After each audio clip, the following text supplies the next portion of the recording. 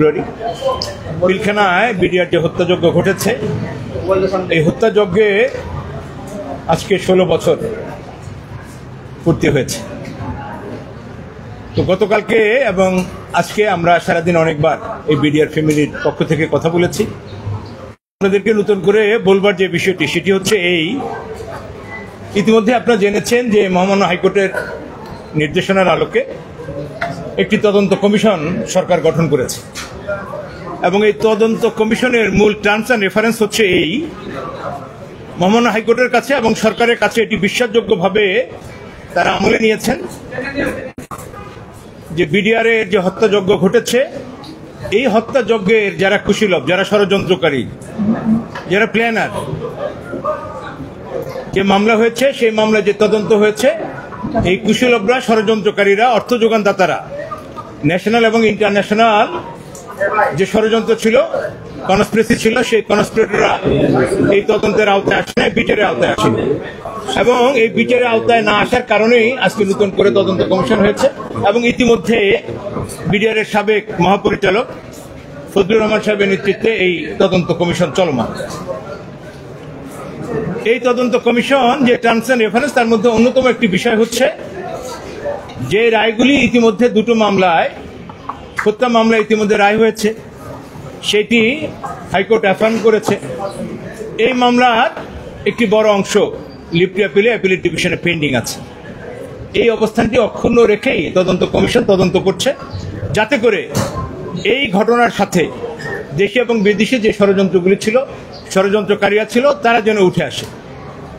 এমনি একটি পর্যায়ে আজকে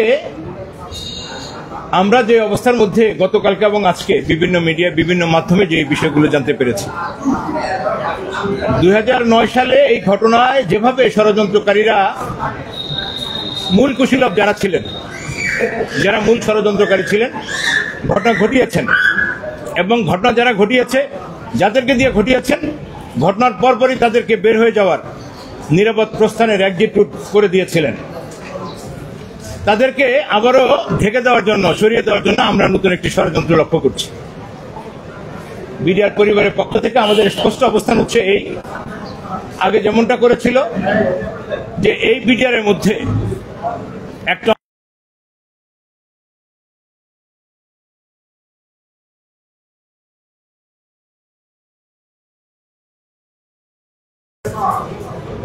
তিনি বিডিআর সদস্য। যেদিন এই হত্যাযজ্ঞ ঘটেছে, যে অফিসাররা, সেনা অফিসার সহ যে 74 জন নৃশংসভাবে খুন হয়েছেন, যারা সেনা অফিসার ছিলেন, এদের সকলেরই বিডিআরের পোশাক পরিধান ছিল, এরা বিডিআর পার্সোনাল ছিলেন। সো আমরা প্রথমে যে কথাটি বলতে চাই সেটা হলো, দ্বিধা বিভক্তির কোনো সুযোগ নেই। এখানে যারা নিহত হয়েছেন, যারা আহত হয়েছেন, এরা সবাই বিডিআর পরিবার, সবাই বিডিআর সদস্য। তিনি কোন ফোর্স থেকে এসেছেন, কোন প্রক্রিয়া এসেছেন, এগুলি মুখ্য বিষয় নয়। সো আজকে যারা বিভিন্ন মাধ্যমে, আমাদের খুব কষ্ট লেগেছে যখন কিছু দায়িত্বশীল অবস্থান থেকে কিছু কিছু দায়িত্বশীল এটা বলবার চেষ্টা করেছেন যে বিডিআর এবং সেনায় দুটোকে পৃথক করার চেষ্টা করেছেন। এই জন্য আমরা বিনয়ের সাথে, শ্রদ্ধার সাথে বলি যে দয়া করে এই ধরনের দুঃসাহস কেউ করবেন না। সবাই বিডিআর ছিল এবং বিডিআরের পোশাক পরিধান ছিল, বিডিআরে কর্মরত ছিল, সেখানেই তাদের কেউ আহত হয়েছেন, কেউ নিহত হয়েছেন, অথবা কেউ ভুলভাবে পরিচালিত হয়েছিলেন। যে যেভাবে হয়েছিল কেন, যে যেটুকু অন্যায় করেছিল, যেটুকু ভুল করেছিল, যেটুকু ক্রাইম করেছিল, সে সেটুকুর জন্যই শাস্তি পাবে এবং আজকের তদন্ত কমিশনের মূল আওতা হচ্ছে সেটা। সেখানে আজকে আমরা দেখছি যে ডিভাইড অ্যান্ড রুল পলিসি চলছে। আমরা এই বিষয়টায় সকল দায়িত্বশীল মহলকে, বিডিআরের এই কঠিনতম সময়ে যখন আমরা 5ই আগস্টের পরে একটি ন্যায় বিচারে প্রত্যাশা করছি, সেই সময় ন্যায় বিচারকে বিঘ্নিত করার জন্য নানানভাবে ষড়যন্ত্র করা হচ্ছে। বিডিআর পরিবারের পক্ষ থেকে সকল দায়িত্বশীল গণপ্রজাতন্ত্রী বাংলাদেশ সরকারের যে যেখানে আছেন, বিডিআরের ব্যাপারে যদি কথা বলবেন, দায়িত্ব নিয়ে সহমর্মিতার সাথে সত্য বলবেন, এটা আমরা আশা করি। দ্বিতীয় যে বিষয়টি বলবার আমরা চেষ্টা করেছি সেটি হচ্ছে এই, ইতিমধ্যেই একটি এজাহার থেকে দুটো চার্জশিট হয়েছে। যে হত্যা মামলা হয়েছিল, সে হত্যা মামলায় আপনারা জানেন 4 ক্যাটাগরির লোক ছিল যাদেরকে দণ্ডিত করেছিল। একটি অংশকে মৃত্যুদণ্ড দিয়েছে, একটি অংশকে যাবজ্জীবন দিয়েছে, একটি অংশকে বিভিন্ন মেয়াদে সাজা দিয়েছে, আর একটি অংশকে খালাস দিয়েছিল। হাইকোর্টে এই মামলা আমরা এভাবে রায় পেলাম। এখানেও ঠিক একইভাবে একটি অংশের যে খুনের রায় ছিল, মৃত্যুদণ্ড ছিল, সেটি বহাল রেখেছে, একটি অংশের যাবজ্জীবন বহাল রেখেছে। যারা বিভিন্ন মেয়াদে ছিলেন তাদেরটা কেউ বহাল রেখেছে, তাদের আবার কাউকে খালাস দিয়েছে। যারা খালাস ছিলেন এদের খুবই নগণ্য একটি অংশকে দণ্ড দিয়েছে, যারা খালাস ছিলেন তাদেরকে খালাস রেখেছে। ইতিমধ্যেই এই চলমান আদালতে বিস্ফোরক মামলা যেখানে চলছিল, সেই বিজ্ঞ আদালত ইতিমধ্যে 178 জনকে যারা খালাসপ্রাপ্ত ছিলেন তাদেরকে জামিন দিয়েছে। আমরা আশা করছি এই আদালতের এই চলমান প্রক্রিয়ায় যারা বিভিন্ন মেয়াদে সাজা পেয়েছিলেন, যাদের সাজা ইতিমধ্যে সার্ভ আউট হয়েছে, আমরা আশা করছি এই আদালত তাদেরকেও মুক্তি দেবেন, তারা মুক্তি পাবে। এমনি একটি অবস্থার মধ্যে এসে যখন একদিকে কেউ মুক্তি পাচ্ছেন, একটি অংশ মুক্তির জন্য প্রহর গুনছেন, আইনানুগভাবে তদন্ত কমিশন তদন্ত করছে, ঠিক তেমনিভাবে আজকের এই দিবসকে জাতীয় সেনা দিবস ঘোষণা করা হয়েছে। আমরা প্রথমেই সরকারকে সাধুবাদ জানাই। এই জন্য সাধুবাদ জানাই যে কোনো না কোনো একটি ফরম্যাটে, কোনো না কোনো একটি শব্দের বহরে এই দিনটিকে স্মরণ করার জন্য জাতীয়ভাবে একটি দিন ঘোষণা করা হয়েছে। আমরা আরো খুশি হতাম, আরো ভালো হতো যদি এই দিনটাকে জাতীয় সেনা দিবস না ঘোষণা করে জাতীয় বিডিআর দিবস ঘোষণা করা হতো। কেন হতো? কারণ গোটা ঘটনাটি সাথে দুটি শব্দ ব্যাপকভাবে জড়িত, একটি হচ্ছে বিডিআর, একটি হচ্ছে পিলখানা। পিলখানা হত্যা দিবস হলে অনেক বেশি ভালো হতে পারত। পিলখানা হত্যা দিবস, হত্যা শব্দটি কিছুটা নেগেটিভ, সেটা না করেও যদি বিডিআর হত্যা দিবস এই নামে হতো, জাতীয় বিডিআর হত্যা দিবস, তাহলে অনেক ভালো হতো বলে আমরা মনে করছি। তারপরও এই দিনটিকে জাতির সামনে একটি কলঙ্কজনক দিন হিসেবে জাতির সামনে গোটা জাতিকে, জেনারেশনকে জানানোর জন্য যে দিবসটি ঘোষণা করা হয়েছে, আমরা মাননীয় প্রধান উপদেষ্টা সরকারকে সাধুবাদ জানাচ্ছি। এবং একই সাথে এই দিনটিকে, এই শব্দটিকে রিফর্ম করা যায় কিনা, রিকারেক্ট করা যায় কিনা, সেই জন্য আমরা নিবেদন করব যে এই দিনটিকে জাতীয় বিডিআর হত্যা দিবস ঘোষণা করার জন্য। একইভাবে আমরা যে বিচার প্রক্রিয়া আছে, এই বিচার প্রক্রিয়ার মাধ্যমে যে যেভাবে যেখানে আছেন, সেই বিচার প্রক্রিয়াকে অনাহুত কোনো শব্দ বলে, কোনো দায়িত্বশীল ব্যক্তির দায়িত্ব জ্ঞানহীন কোনো আচরণের মাধ্যমে যারা নিষ্পাপ, যারা কোনো অন্যায় করেননি, আমি একটি উদাহরণ দিয়ে আপনাদেরকে বলতে চাই। যিনি মৃত্যুদণ্ডপ্রাপ্ত হলেন হত্যা মামলায়, তিনি যেমন জেলে ছিলেন, যারা খালাস পেয়েছিলেন এই দীর্ঘ 17 বছর, তারাও তেমনি জেলে আছেন। তাহলে একটি বিষয় পরিষ্কার যে আমরা এই বিডিআর সদস্যদের জন্য ন্যায় বিচার নিশ্চিত করতে পারিনি, যার কারণে আজকে আবার তদন্ত কমিশন হচ্ছে। এবং আমরা আশা করছি যে তদন্ত কমিশনের মাধ্যমে যারা প্রকৃত অর্থে অপরাধী, তারা যেমন বিচারের আওতায় চলে আসবেন। এখানেও যদি এই 850 জন আসামির মধ্যে যদি কেউ ঘটনার সাথে তদন্ত কমিশনে যাদের নাম চলে আসে, দে উইল ফেস ট্রায়াল, তারাও বিচার করবে। আমরা কাউকে মনে করছি না তদন্ত কমিশনের রিপোর্টের আগে কোনো অযাচিত মন্তব্যের মাধ্যমে তদন্ত কমিশনকে প্রভাবিত করা, অথবা যে বিচার প্রক্রিয়া এখন চলছে এই বিচার প্রক্রিয়া অযাচিত হস্তক্ষেপ তারা করবেন না। দায়িত্বশীল অবস্থান থেকে এটা বিডিআর পরিবারের পক্ষ থেকে এই মামলার সাথে সংশ্লিষ্ট একজন আইনজীবী হিসেবে আমাদের গোটা জাতির মাধ্যমে সংশ্লিষ্ট ব্যক্তিদের কাছে এই দাবিটি থাকবে। তো এই পর্যায়ে আমাদের সাথে একজন সমন্বয়ক আছেন, আয়াতুল্লাহ বেহেশতি, যিনি দীর্ঘদিন ধরে এই বিষয়ে কাজ করছিলেন, তিনি কথা বলবেন। আমাদের শামীম মির্জা ভাই আছেন, যিনি এই বিষয়ে কথা অনেক দূর কাজ করেছেন। আমি আশা করছি যে আপনারা একটু ধৈর্য ধরে তাদের বক্তব্য, দুজনের বক্তব্য একটু একটু করে শুনবেন। ধন্যবাদ। এক বিডিআর এই বিষয়ে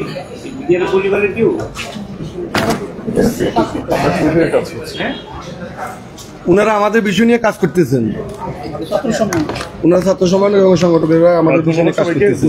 ইলেকট্রনিক্স এবং প্রিন্ট মিডিয়া, আপনাদের আসলে আজকে 26 ফেব্রুয়ারি সবাইকে উপস্থিত থাকার জন্য ধন্যবাদ। একই সাথে যেটা বলছি যে আপনারা জানেন যে সব করবে তো এখন হচ্ছে না,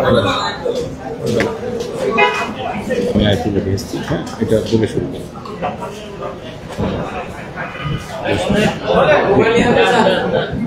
আমি আয়াতুল্লাহ বেহেশতি, আমি বৈষম্য বিরোধী ছাত্র আন্দোলনের একজন সমন্বয়ক এবং এই বিডিআর হত্যাকাণ্ড বিষয়ক যেই প্ল্যাটফর্ম পরে গঠিত হয়েছে জাস্টিস ফর বিডিআর, সেখানে একজন সংগঠক হিসেবে কাজ করছি এবং শুরু থেকে আজকে 2 মাস যাবত যে আন্দোলন অতিবাহিত হচ্ছে শুরু থেকে এর সাথে আছি। আমার বিষয় থেকে, আমার জায়গা থেকে আমি একটি বিষয়ে সুস্পষ্টভাবে জানিয়ে দিতে চাচ্ছি, বিভিন্ন মহল বিভিন্নভাবে ডিভাইড অ্যান্ড রুলের মাধ্যমে বিডিআর এবং সেনা একটা বিভক্তি সৃষ্টি করে এই আন্দোলন যাতে ঠিকভাবে সফল না হতে পারে এবং একই সাথে সুস্পষ্ট বিচার যাতে না হতে পারে এবং তদন্ত কমিটিকে বিভিন্নভাবে প্রভাবিত করার চেষ্টা করে থাকতে পারে। তো সেই দৃষ্টি থেকে আমরা স্পষ্টভাবে এটা জানিয়ে দিতে চাই যে কোনোভাবে সেটি আমরা হতে দিব না এবং আমরা যতদিন পর্যন্ত এই সুষ্ঠু তদন্তের মাধ্যমে বিচারিক প্রক্রিয়া নিশ্চিত না হবে ততদিন পর্যন্ত আমরা আমাদের আন্দোলন চলমান রাখবো। এবং একই সাথে এটিও বলতে চাচ্ছি, আপনারা জানেন যে বিচারিক প্রক্রিয়ায় পূর্ববর্তী সময়ে যে ধরনের বিচার সংগঠিত হয়েছিল সেখানে আমরা স্পষ্টভাবে আমাদের জায়গা থেকে একটি সন্দেহ প্রকাশ করেছি এবং যার নিমিত্তে পরবর্তী সময়ে স্বাধীন তদন্ত কমিশন গঠন করা হয়েছে। তো সেই দৃষ্টিতে আমরা চাচ্ছি স্বাধীন তদন্ত কমিশনকে এমনভাবে বা এমন কোনো উক্তি যাতে না প্রকাশ করা হয় যাতে এরা প্রভাবিত হয় এবং একই সাথে তাদের কোনো কাজে যাতে কোনোভাবে হস্তক্ষেপ না করা হয়। এই বিডিআর রিলেটেড ইস্যুতে সম্পূর্ণভাবে কার্যপরিধির মধ্যে, স্বাধীন তদন্ত কমিশনের কার্যপরিধির মধ্যে সম্পূর্ণ বিষয়গুলোকে নিয়ে এসে যাতে পর্যালোচনা করা হয় সেদিকে স্পষ্টভাবে নজরদারি করতে হবে। এবং আমরা স্বরাষ্ট্র উপদেষ্টা বরাবর একটি লিখিত একটি স্মারকলিপি প্রদান করেছি এবং সেখানে এই বিষয়গুলো আমরা স্পষ্টভাবে উল্লেখ করেছি। তো আমাদের সবার উদ্দেশ্যে একটি বক্তব্য থাকবে, স্বাধীন তদন্ত কমিশনের রিপোর্ট আসার পূর্ব পর্যন্ত আমরা সবাই ধৈর্য ধরে আছি এবং এখানে কোনো ধরনের কোনো হস্তক্ষেপ আমরা কামনা করছি না। ধন্যবাদ সবাইকে। আমি সার্বভৌমত্ব আন্দোলনের থেকে বলছি, আমি শামীম রেজা। একটু আগে এক ভাই বলেছিলেন যে আয়াতুল্লাহ বেহেশতিকে যে উনি বিডিআর পরিবারের সদস্য কিনা। তো ব্যাপারটা হচ্ছে বাংলাদেশের এই যে বিডিআর হত্যাকাণ্ড যে ইস্যুটা, এটা বাংলাদেশের বাংলাদেশের সার্বভৌমত্বের জন্য একটা হুমকি স্বরূপ এবং এই যে হত্যাকাণ্ডটা এটা বাংলাদেশের মানুষ মনে করে এটা বাংলাদেশের সার্বভৌমত্বের জন্য সবচেয়ে বড় হুমকি ছিল। এবং তার পরবর্তীতে বিগত 15 বছর যে ফ্যাসিস্টের যেই শাসন দেখেছেন, যে শোষণ দেখেছেন এবং যে দাবিদারি দেখছেন, সেটা আসলে এই বিডিআর হত্যাকাণ্ডের পরবর্তী প্লট। তো এই জায়গা থেকে আমরা বলতে চাই যে এটা সারা বাংলাদেশের মানুষেরই একটি চাওয়া যে এটার আসলে সঠিক তদন্তের মাধ্যমে সঠিক তথ্যই প্রকাশ হোক। কেউ দায়িত্বশীল জায়গা থেকে এটাকে একটু অন্যভাবে দেখতে চেয়েছে, কিন্তু বাংলাদেশের 99% মানুষ মনে করে যে এই হত্যাকাণ্ডটা একটা ষড়যন্ত্র ছিল এবং আগ্রাসী শক্তির হস্তক্ষেপ ছিল এখানে, এবং এর ধারাবাহিকতাও আমরা দেখতে পেরেছি। এখানে সেনা সদস্য বা বিডিআর বলে এটাকে আলাদা করে দেওয়ার কোনো সুযোগই নেই। আমরা যেটা খেয়াল করেছি যে এটাই বাস্তব যে বিডিআর এখানে যারা সেনা থেকে রিক্রুট হয়েছিল তারা বিডিআর সদস্য, বিডিআর অফিসার ছিল। আর একটা ব্যাপার হলো যে আমাদের দেশের সার্বভৌমত্বের মূল শক্তি হলো বাংলাদেশের সেনাবাহিনী, এবং সেই সেনাবাহিনীর জায়গা থেকে কেউ যদি এই মানুষের যে দাবি এবং চাওয়া, যারা চায় যে পুনঃ তদন্ত হোক এবং সঠিক সত্যটা বেরিয়ে আসুক, সেই জায়গায় যদি কেউ ইফ এবং বাটের বিষয়টাকে নিয়ে আসে এবং সরাসরি সেখানে দায়টা চাপিয়ে দিতে চায়, তবে আমরা মনে করি এটা ভুল হবে। কারণ আপনাকে মানুষ বিশ্বাস করতে চায়, বিগত দিনের যেই ময়লা আপনার গায়ে লেগে আছে সেইগুলো কিন্তু মানুষ ভুলে যেতে বসেছিল। আমাদের মানুষকে ভুলে যেতে হবে একমাত্র বাংলাদেশের স্বার্থে। আমরা বরাবরই চেয়েছি সার্বভৌমত্ব আন্দোলন থেকে যে বিডিআর এর যারা প্রকৃতদর্শী তাদের শাস্তি তো হতেই হবে, এবং তাদের মাধ্যমে এখানে বিদেশি শক্তির যে ষড়যন্ত্র ছিল সেগুলো যেন প্রকাশ পায় এবং তদন্ত কমিটির মাধ্যমে সেটা অতি দ্রুত প্রকাশ পাবে বলে আমরা বিশ্বাস করি। ধন্যবাদ সবাইকে। জি, 2 মিনিট একটু বলবেন, 1 মিনিট। বিডিআর কল্যাণ পরিষদের সভাপতি ফয়জুল হক। জি, 4 জন আছে সাথে। আমি আসসালামু আলাইকুম রহমতুল্লাহ। আমি মোহাম্মদ ফজল আলম, সভাপতি বিডিআর কল্যাণ পরিষদ। আমি আপনাদের মাধ্যমে আজকে 2টা জিনিস পরিষ্কার করব। ঘটনা ঘটেছে পিলখানায়, শহীদ হয়েছেন পিলখানায়, চাকরি হারাইছে বিডিআর।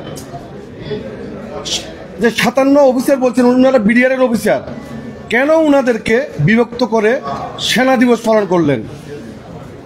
এই দিবসটা পালন হওয়ার কথা ছিল বিডিআর দিবস, এখানে একটা বৈষম্য শিকার।